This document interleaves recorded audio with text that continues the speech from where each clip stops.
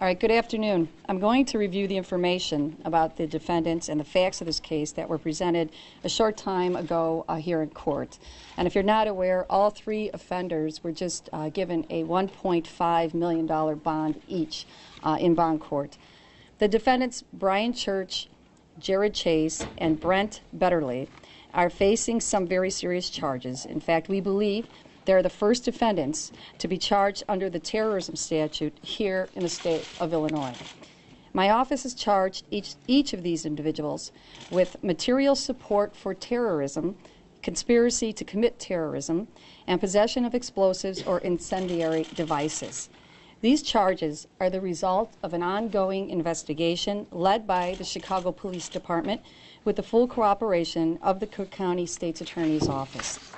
Several weeks ago, we began working with the Chicago Police Department to investigate information about individuals traveling to or already present in Chicago who were conspiring to commit terrorist acts of violence or destruction against targets in the protests during the NATO summit.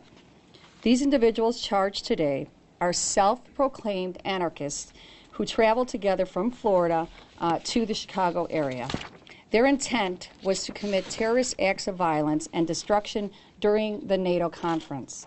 Specifically, plans were made to destroy police cars and attack 4 Chicago Police Department stations with destructive devices in an effort to undermine the police response to the conspirators' other planned actions in the NATO summit.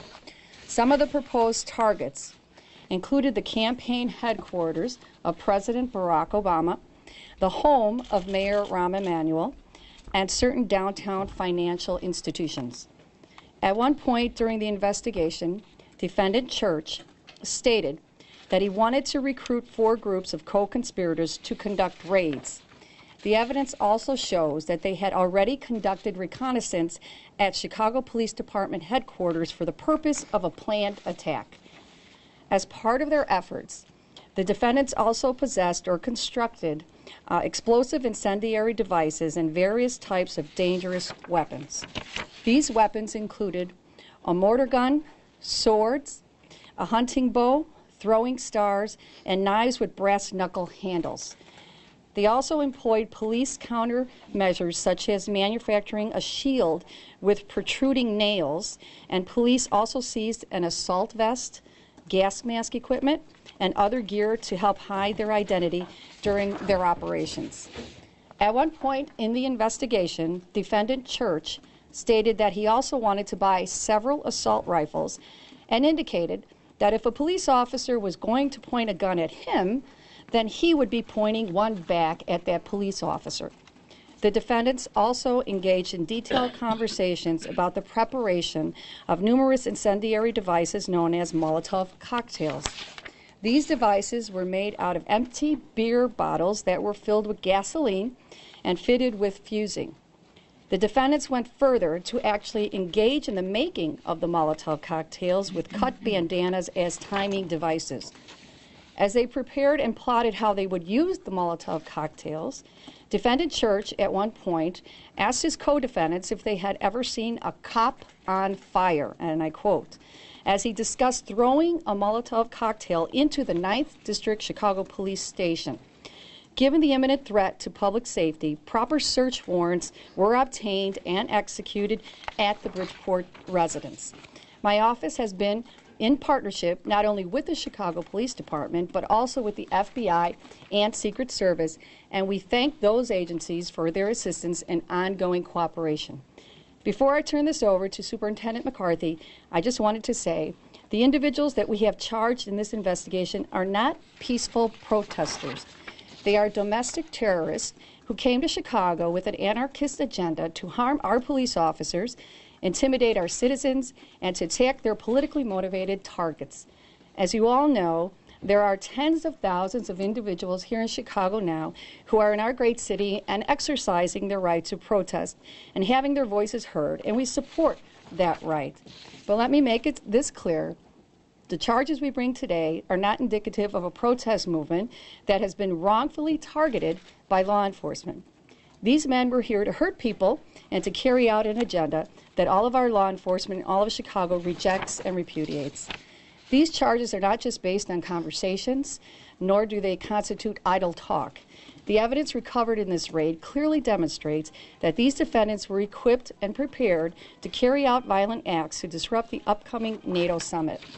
These charges are also the result of tremendous police work, and I want to recognize and credit the Chicago Police Department for their exceptional proactive efforts in this investigation. They likely saved innocent lives and helped to maintain order and peace here in Chicago and through the whole NATO weekend. I also want to recognize and thank the Assistant State's Attorneys from my Special Prosecutions Office, Bureau, who have been working with around the clock, and I mean literally around the clock with the Chicago Police Department to put this investigation together. And I want to give special thanks to Jack Blakey, Mike Golden, Tom Beastie, Matt Thurn, and Ethan Holland. And now I'd like to turn it over to Superintendent McCarthy. Thank you very much. For the last 6 or so months, whenever I was queried as to what were our goals in the Chicago Police Department coming into the NATO summit, I said very clearly the same thing time and time again. And that was, and that is, the fact that we are going to protect people's First Amendment right to free speech while at the same time being intolerant of criminal behavior.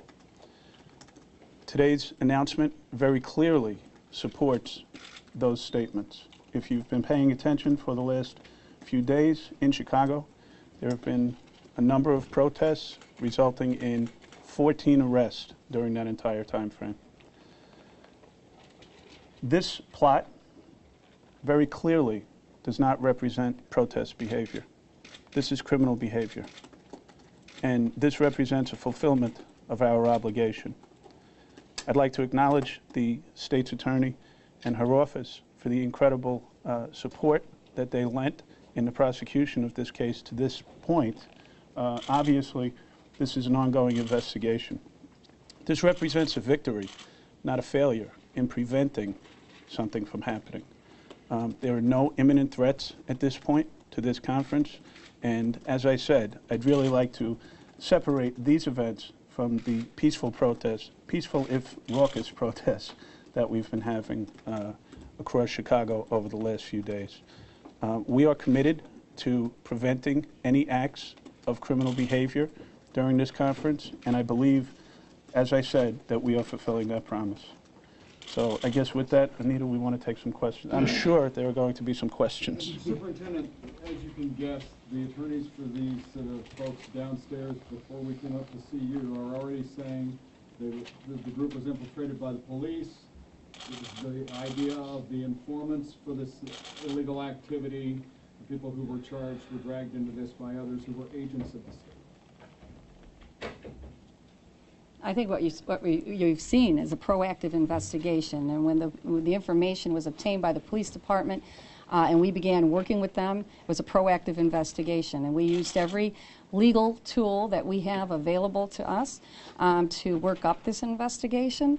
And so I believe that obviously all the procedures we followed were proper. We obtained a search warrant despite what's been reported. We did have a no-knock search warrant that was signed by the judge, and there was the police department, the FBI, who executed that search warrant. Let me just add to that. If I recall correctly, this was beer-making equipment before, and now the defense is changing. When it became evident that there was an overt act in this conspiracy, we had to act. We did not want to take this case down as quickly as we did, but we had to because of the imminent threat. So, you know, they can say whatever they want. The evidence will show itself, and the proper investigative techniques that we used were clearly supported and facilitated by the state's attorney. What this was an imminent threat. When was this directive supposed to take place? When was it supposed to take place? Well, when somebody's in possession of Molotov cocktails, that makes it pretty imminent to me. We couldn't wait another moment. We had to do that search warrant that night. We had to execute it and take this case down. The attack on the mayor's house. What the defense attorneys are saying, though, is that it was your undercover officers who purchased the Molotov cocktail-making equipment. I think if you read the bond statement, I don't know what it's called, it clearly delineates who bought what, and that's all I have to say about that. Could you Has clarify? the defense changed from beer making to Yeah. something else? It's pretty clear from the evidence that they were making the bombs. There was actually evidence that was recovered, directions on how to implement this, and there was a lot of discussion about making these Molotov cocktails and what they were going to do with them. And I'd like to add to this, excuse me, we're not in a debate. We're not in a public debate. We're not going to try this case publicly. I guess I shouldn't be speaking on your behalf. That sounds something I should say. But, yeah, but it seems like the right thing to say. They could say whatever they want. The evidence speaks for itself, and I got to tell you, the job that was done by our officers in conjunction with the state's attorney is just amazing in this case. Can you clarify the attack on the mayor's house and the Obama campaign headquarters? They were planning a violent attack against those two targets? Those targets were both referenced in conversations as potential targets for some sort of act. Right. But a violent act, or just some kind of protest action? Well, they weren't going to trick or treat. Let's put it that way. Is it proper, and your statement just now mentioned anarchism, what do those beliefs have to do with the charges that you're bringing forward? What did the beliefs have to The do? beliefs of anarchism, a political belief, what Well, does that have to do with the charges? It's It's what they call themselves. It's Yeah, what they I'm call saying, Why is themselves. that included in the proper in your statement here? What is? Well, they're that- self-proclaimed, and I think some of the techniques and that they were exhibiting all go in line with their beliefs. And I'm sorry. I'd like to actually add to that. I think it's really important, the distinction between these folks and the peaceful protesters that we're dealing with across Chicago right now. I think that's a very important distinction. And if you look at the way that we've handled the protests and our interactions with the protesters, it's been different than any place else in the country because we understand that distinction. Superintendent, Can you I'm clarify only too that if this was downstairs, they said that there are a total of probably 11 arrests, 9 at the Bridgeport location, but 2 additional ones that they're trying to figure out were informants or undercover officers. Now, as part of this investigation, I know you're going to be limited, but can you at least clarify to some degree how that was used or what role the police played in that? Well, I can just tell you there were 9 arrested originally, 3 have been charged, there were 6 that were released, and the investigation continues, and that's really all I can say. Can you tell us a little bit about how the investigation began? What led you to these people and led you to follow them for however long? I don't think we want to comment on Right. that. I said it before, and I want to point it out again. And this is why we've been so severe in the fact that we did not want to speak about this case. It was not a completed investigation, and quite frankly, what has happened as a result of, I don't know the politically correct words, but as a result of the fact that this has leaked publicly the way that it has, we've not only jeopardized the investigation, but we've also jeopardized people's health, if you will, because this is very serious stuff. It said 4 police stations, but also there's a reference to police headquarters. So was that 5 police targets, or was police headquarters one of the 4 stations? One of the stations. Yeah. Okay. And one was the 9th District, and then there were 2 others. Right. Yes. Which are not being specified. If it's not specified in the complaint, I would say it's not being Can you tell us specified. the extent of federal involvement and also whether this case could be handed over to federal authorities? My understanding is it's fairly rare for state authorities to prosecute a terrorist. How about This is the first time that we've charged anybody under this state, it's a state statute.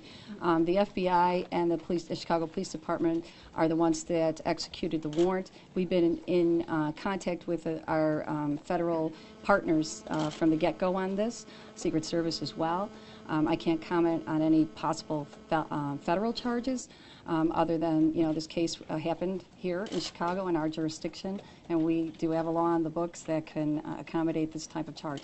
But that is a possibility that they would be also Well, charged under federal. they've been notified, and we've certainly talked to them regularly. We have a great partnership with U.S. Attorney's Office, but I can't comment on what they will or will not do. And just to be clear, we've been working hand in glove with the FBI, Secret Service, and Department of Homeland Security, certainly for the last 11 months.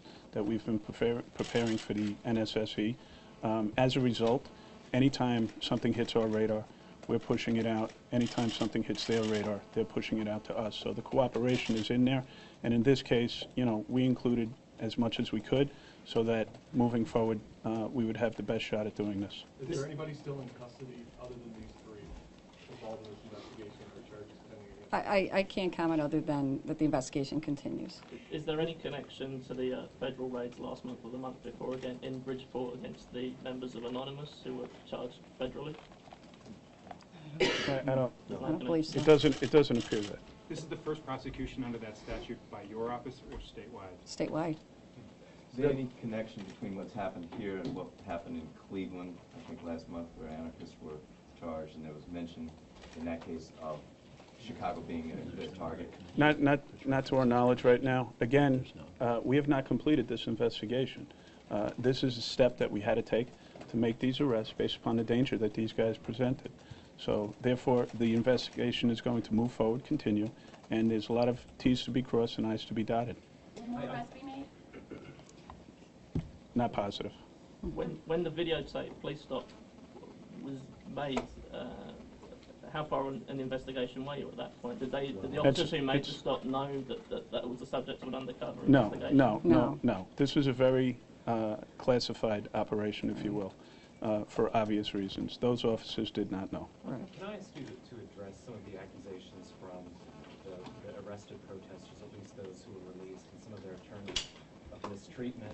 Also, many of them claimed they had not been Mirandized, they were not given access to their attorneys. Can I just say, I think that we already addressed that.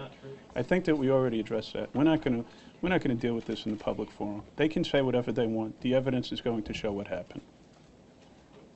Okay, thank you. Thanks, everybody. Okay.